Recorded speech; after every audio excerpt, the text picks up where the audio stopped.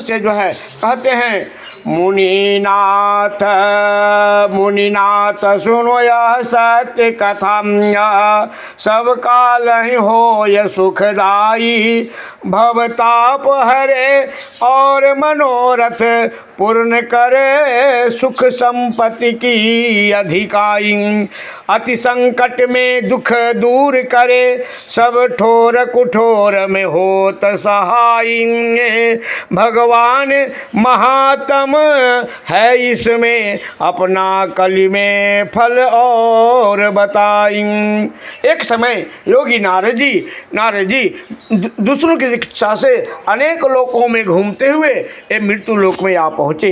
यहाँ अनेक योनियों में जन्मे हुए प्रायः सभी मनुष्यों अपने कर्मों के अनुसार अनेक दुखों से पीड़ित देख करके उन्होंने विचार किया है कि किस यत्न के करने से निश्चय ही प्राणियों का नाश हो सकेगा, प्राणियों का नाश हो सकेगा। इस प्रकार से जो है विष्णु लोग गए हैं, जहाँ श्वेत वर्ण है, चार भुजाओं वाले देवों के ईश नारायण को, जिनके हाथों में शंख चक्र गदा और पद्म से थे तथा वर्णमाला से सुशोभित थे, उनको देकर के स्तुति करने लगे। नारद जी ने कहा कि हे भगवान, आप अत्यंत ही शक्ति से संपन्न हैं, मन वाणी भी नहीं आपको पा सकता, आपका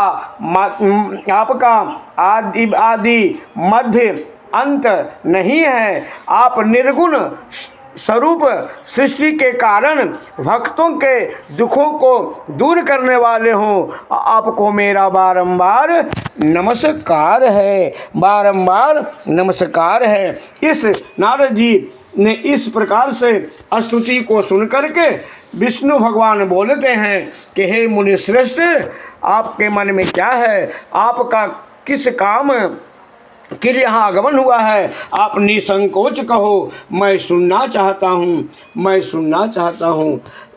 नारद मुनि बोलते हैं कि मृत्यु लोक में सब मनुष्य अनेक योनियों में पैदा हुए हैं और अपने कर्मों के द्वारा वो दुखों से दुखी हो रहे हैं। हे नाथ, यदि आप मुझ पर दया रखते हैं तो बताइए कि उन मनुष्यों का सब दुख थोड़े से ही प्रत से कैसे दूर हो सकता है। श्री विष्णु भगवान ने कहा है, हे नारद, मनुष्यों की भलाई के लिए तुमने बहुत अच्छी बात पूछा है, अच्छा प्रश्न किया है। जिस व्रत के करने से मनुष्य मोह से छूट जाता है वह मैं तुमसे कहता हूँ।